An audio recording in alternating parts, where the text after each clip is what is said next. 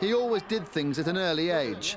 The youngest to score at Wembley is one record he set, and that cup-winning goal wasn't a hit and hope. Believe it or not, I was actually getting back from the attack before. I was so tired, I was just stuck out in the right wing, just getting a break, and then Mark hit this ball to me, and I had to sort of pull myself together and sort of just edge towards goal. And I put Pat Van Den Houwen, I didn't actually lift him down there, but I sort of jockeyed him to get him in line with Neville, so he was obstructed, he couldn't see the ball. And I just used him as a screen, if you like. And when I played the ball just around him, because when Neville could first see the ball, that, you know, from when I just played it, that was the distance his hand was away from getting it. And obviously when I moved to Everton Football Club, you know, a few years after, Big Nev gave me some stick about that, but I never scored another one past him. Belfast-born, he played in the same United youth side as Mark Hughes. When he was 16, he didn't look like it and didn't play like it. Norman was a year younger than me, but he had this skinhead, and he just played like a man, and he was frightening, absolutely frightening. And he put himself about, but you could also see that he had some great touches and some great skill. He was homesick but single-minded. He soon settled into both his Manchester digs and the United first team, accepting and scoring from passes from the players of the likes of Brian Robson. Oh, I say there's a gap there, and Whiteside. How did you deal, a young lad from Northern Ireland, all of a sudden you're the youngest player to play in the World Cup, and the attention that must have created? Yeah, it was a lot of attention. Well, unbelievable, really, because I just started. I got in the first team as a 16-year-old, Manchester United. Within a couple of weeks, Billy Bingham was taking me to Spain to play in the World Cup finals. And not only that, I just happened to be born at the right time and playing a good Northern Ireland team. And to take the title from Edson Arantes do Nascimento, Pelé, the world-famous Pelé, that was a terrific achievement. Do you remember someone called Norman Whiteside? Ask your parents, they might. How many tickets do you want?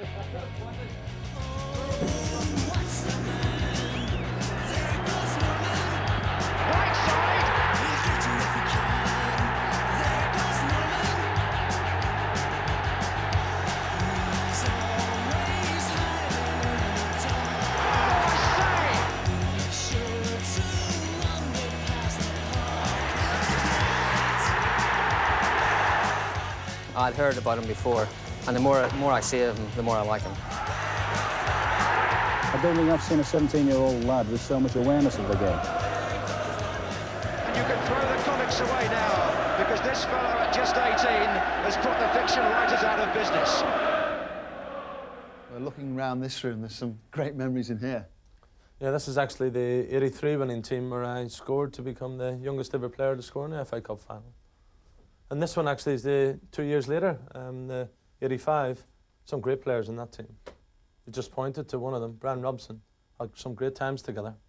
And you keep mementos from those games? Absolutely. This is actually the ball from the occasion where the boys were, it's getting a bit, the boys were kind enough to sign it for me after the game. That's the ball you betting round Pat Van Den Houwen, Neville Southall? That's the one. You've got the medal there too, is that the medal? That's the medal also from that day. Winner's medal. And to finish it off, I've actually got my boots here, 10 years on, but a bit antiquated, as you can see. They're the boots that scored the goal? Well, this is the one, the left one. He joined Everton in 1989, but injury forced a premature retirement within 2 years, at just 26. Oh, they missed it, Nevin! Hit the bar! Atterveld! It's in, at last! And it's Whiteside! I'm sorry that Everton never got the best football out of Norman Whiteside, but that's the way injuries go. As physio of Northwich Victoria, Norman kept an involvement in the game, and it's the medical side of football he has a great interest in. It's a full-time degree course in podiatry that he's chosen. Good morning. Having trodden on so many feet during his playing career, many people think it only right and proper that the balance be redressed.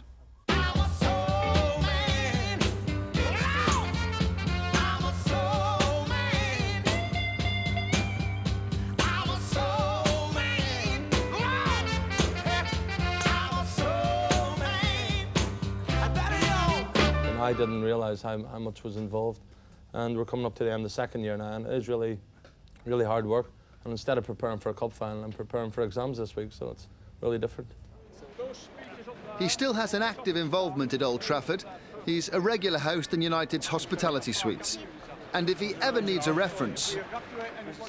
Of all the players in my time here, he would rank among the top 6 without question. Temperament, composure, control, passing awareness, competitiveness, he had all that. He just said that one thing, it was not his problem, you know, it was an injury that he never quite got over. But oh, marvellous, cold as steel, temperament unbelievable. Could play in the biggest stage in the world, no doubt about that. He nearly always did, he was a fine player. Ray Stubbs with that report. Well, now the teams are either leaving or have just left, so let's pick up those pictures once again of the buses leaving. This is Manchester United about to depart their team hotel out at Windsor. Good bit of advertising for Jones Executive. So they'll be here, I suspect, in about 45 minutes from now, and we'll see them arriving, of course. Meanwhile, at Everton, they're staying up at St Albans. They're just departing. It's Duncan Ferguson in the sunglasses there. It remains to be seen whether he plays or not this afternoon. We tend to think he may not. Graham Stewart there.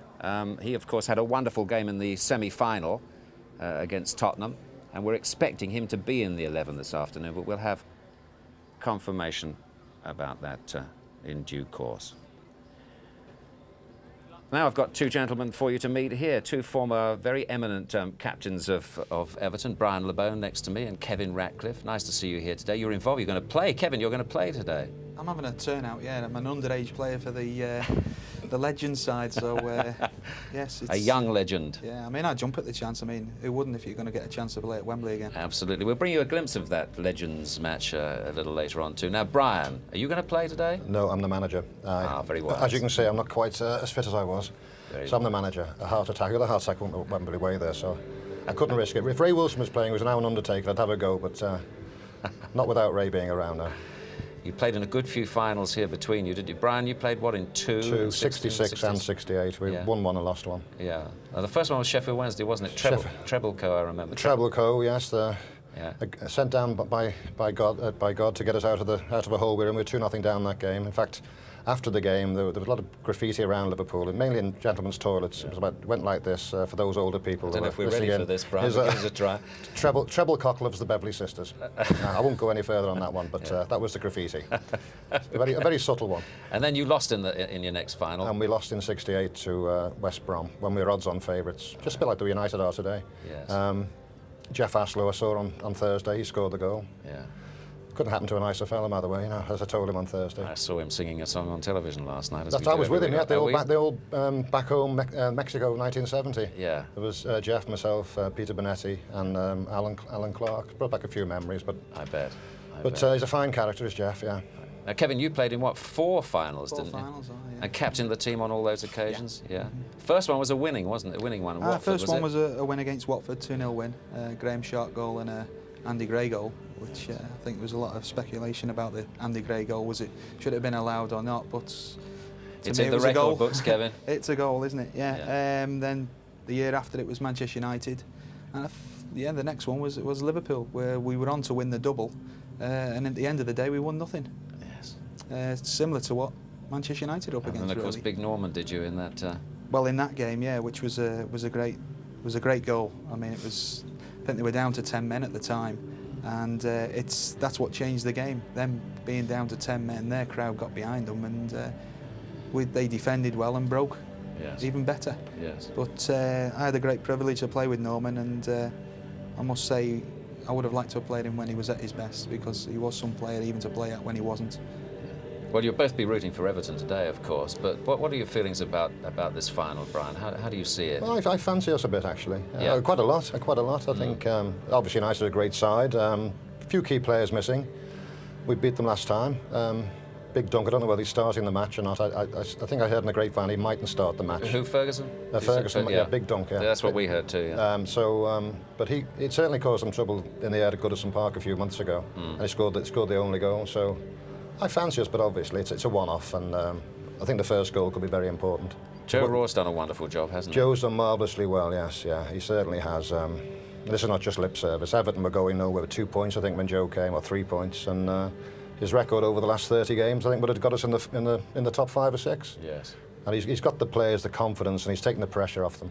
He's obviously been going through hell himself inside, but he hasn't let that get through to the players. He's kept the pressure off them, and the same players are virtually, well, it's a different team, confidence and marvellous. Limpar, they're all players who were sort of seemed to be playing badly at the time, have all come around, you know. And it's all down to Joe. What about the day of the match, Kevin? You've had those experiences. Did you get pent up? Was there a lot of nerves around in your day? They seemed so relaxed when we visited team headquarters. Yeah, I mean, remember you try to get a lie in, but when you've got somebody like Freddie Starr acting the Mickey outside your bedroom window in '84, you're up at 8:30, and obviously they were rehearsing for the show. I think we were partly responsible for that. It was to we thought it was Andy Gray at first, but you know it was Freddie Starr, and that was great to have him around the hotel for that length of time, and you know, right away till we left. I mean, the one thing that Howard Kendall said that you're not travelling on the bus, sorry.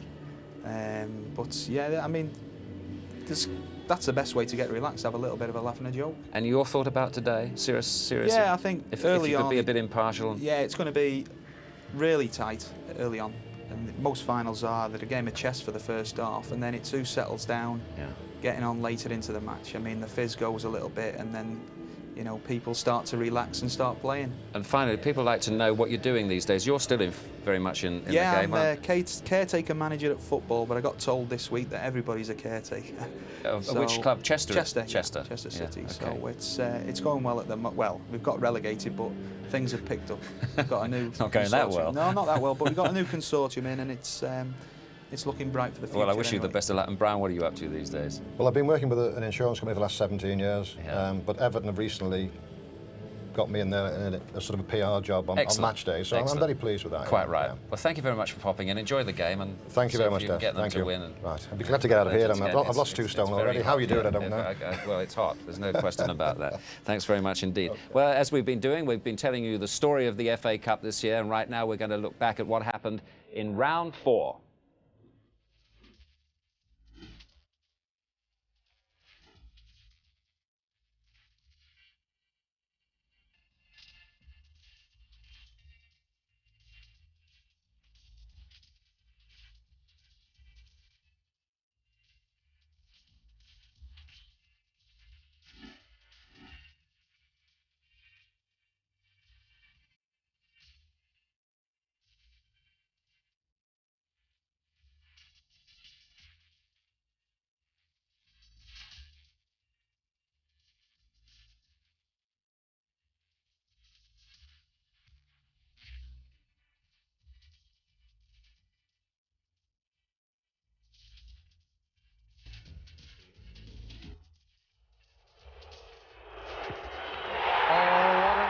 Penalty.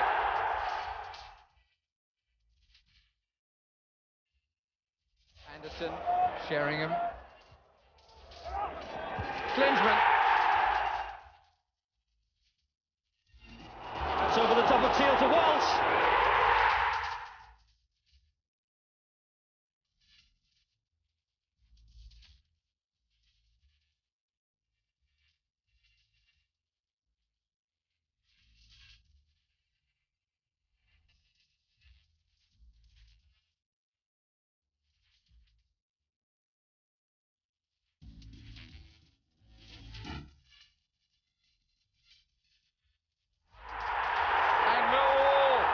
Go through.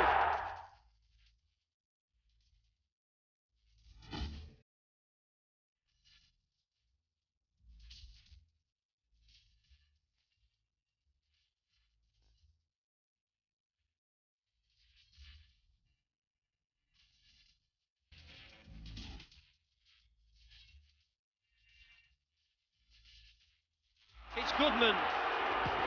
And it's Wolves who go through. Matthew Jackson. Good strike. Oh, super goal. Incidentally, Millwall won the Littlewoods Giant Killers Award for their exploits in the Cup this season. Now we're approaching the news very shortly, but let's just have a look round and get a little of the atmosphere here once again before we break for a few moments. and the fans now coming in. As I say, a big exodus from the northwest today, but we'll be back very shortly. But now we pause for a short while.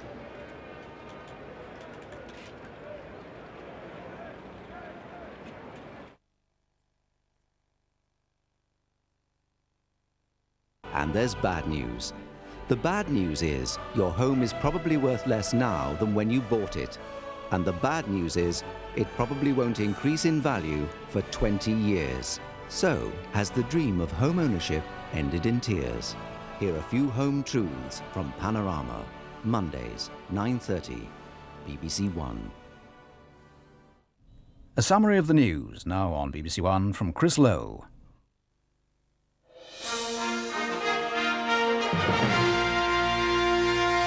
Good afternoon. The Conservative MP Sir Jerry Wiggin has returned from South Africa saying he won't resign over the tabling of an amendment in the name of another MP. Meanwhile, Labour says it may force a Commons vote next week if the government doesn't immediately implement the Nolan Committee's recommendations on standards in public life. Back from his fact-finding trip to South Africa and likely to face some tough questioning when he returns to Westminster next week, the Tory MP at the centre of the latest sleaze allegations was saying little. I have not seen what has been said or written, and therefore I have no intention of making a statement today or tomorrow, and I hope you will leave me alone, because however persistent you might be, I have no intention of saying any more at this stage. At its annual conference in Wales, meanwhile, Labour has raised the political stakes still further. The opposition fears the government's plan to ask a committee of senior MPs to look at Lord Nolan's recommendations on standards in public life is an attempt to kick the issue into touch.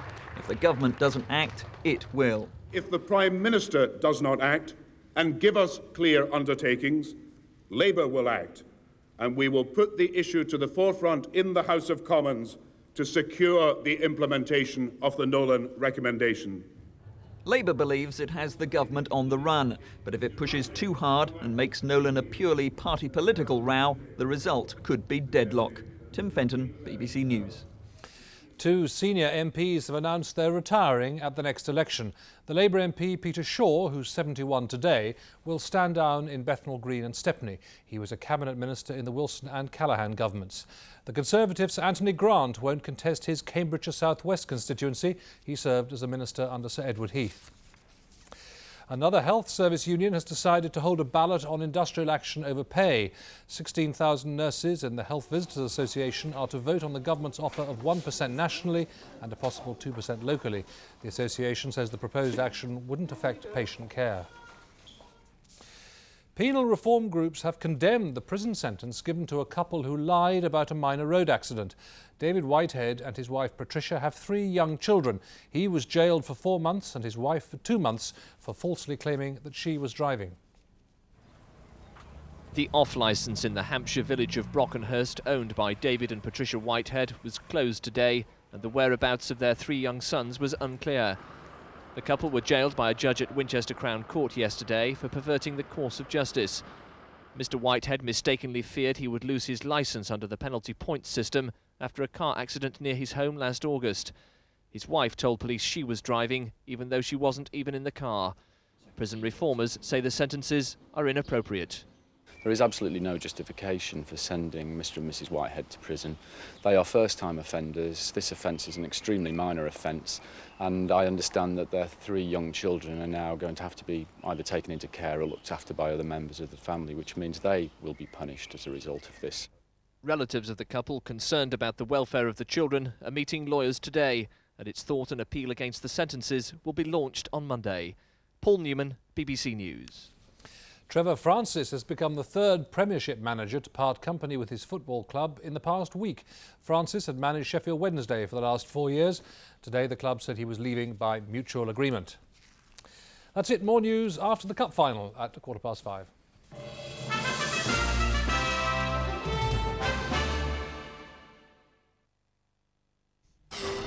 Saturday night on BBC One and at 8:15. It's the Holy Grail. Food for the next millennium. A new wonder weed proves a recipe for trouble in bugs. At 9:05 in Chicago Hope, romance turns to tragedy. Antonovich? Not good. Then after the news, your query's answered. Dear world of wine, which is the best wine to drink with roast beef? Michael. Why are you bothering with food? And with highlights of the FA Cup final in Match of the Day, that's Saturday night on BBC One. Well, of course, before the highlights, we're going to have the real thing. We're just under 2 hours away from kick-off now. These are the live scenes here at Wembley. The band of the Royal Marines ready to entertain the crowd as they come in. One or two are in the stadium, but these are the nice pictures outside now of the fans coming up Wembley Way for this 1995 final between Everton and Manchester United. Much more build-up to come, of course. And we've got an interesting little competition for you this afternoon, because our experts have selected 20 of the great Cup final goals, and we're going to ask you to ring in and vote for them. This is how you do it. This is the number you call, and then the appropriate number at the end. If you like goal 1, it's 0-1. If you like goal 12, it's 1-2, and so on. That's the appropriate. It won't cost you more than 10p. We've selected 20 goals. I'm sure there are many others in your memory as well. But let's look at those 20 goals now, and the telephone lines will be open till kick-off time here at 3 o'clock for you to select. We'd be very interested to find out which one you think is the best. There's the man who's really fighting for his cup medal. Could he score the winning goal now himself? It's there! Perry!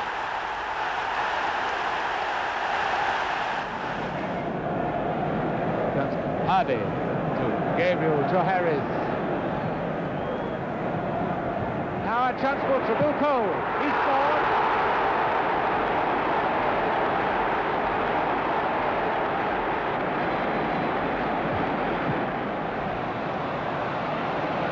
It's Fraser and Albion piling the pressure on Everton now. This is Astle.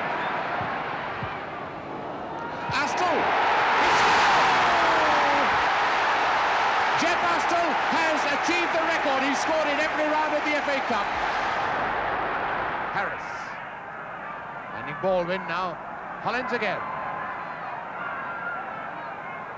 Osgood. Now Hutchinson. Cook. And Osgood. Brilliantly scored by Osgood. Ran beautifully off the ball.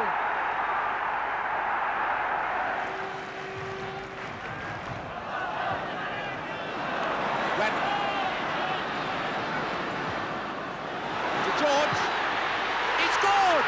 George has done it! George has done it! A tremendous shot! Number 7, Lorimer.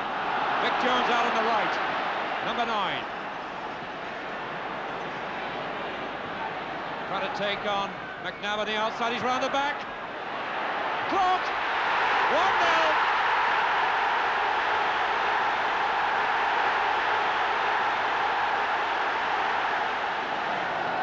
Hughes with the kick. Porterfield!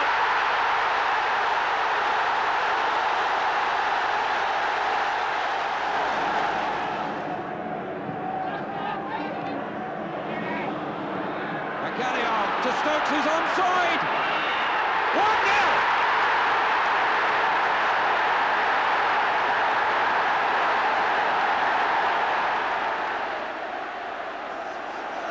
There's a minute left on the clock. Brady for Arsenal. Right across, Sunderland! It's there! It's 3-2! Arsenal are back in front through Alan Sunderland.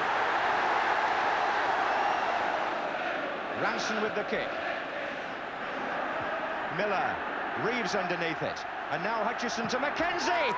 Oh, tremendous goal! Steve McKenzie! Fabulous shot! It's come to McKenzie. What a good tackle by Graham Roberts. And now Galvin. Spurs have got 2 to his right, and Galvin wants to go on his own. Villiers. And still Ricky Villiers! What a fantastic run! He scored! Amazing goal by Ricky Villiers! Whiteside. Muren. The man Jimmy Hill was just talking about, and he might just get Wilkins away on this side of the field. And Orbiston's made a run from the back, and Wilkins has curved one, and that's absolutely magnificent! Ray Wilkins with a superb goal! Here's Whiteside. Strachan is following up. Olsen on this side. That's all he's got. Whiteside shoots. It's there! Norman Whiteside has done it again! This is Whelan. That's Johnston. This is Rush. Molby again. Oh, I say, his vision there was lovely. Whelan. And Rush is on the far side. Is this three? It is! And surely now, the double is about to be won. Regis, Houchin. Bennett. Houchin! Brilliant goal! Keith Houchin!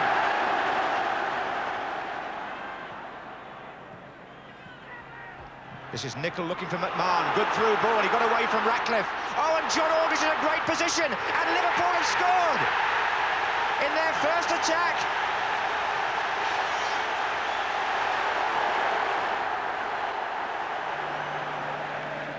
Ratcliffe. Watson's up. Here's McCall again. Oh, yes! It's 2-2. Stuart McCall.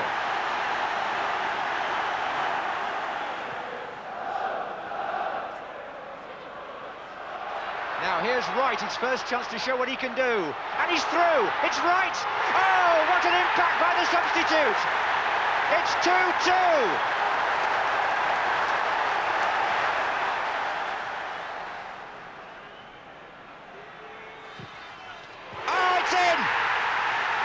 What a splendid shot by the Forest captain. Knocked out wide to McManaman, who is indeed starting on the right-hand side this time. Takes on Atkinson, gets past him, and flips it into Michael Thomas. Thomas's shot! Oh, that's a fine goal!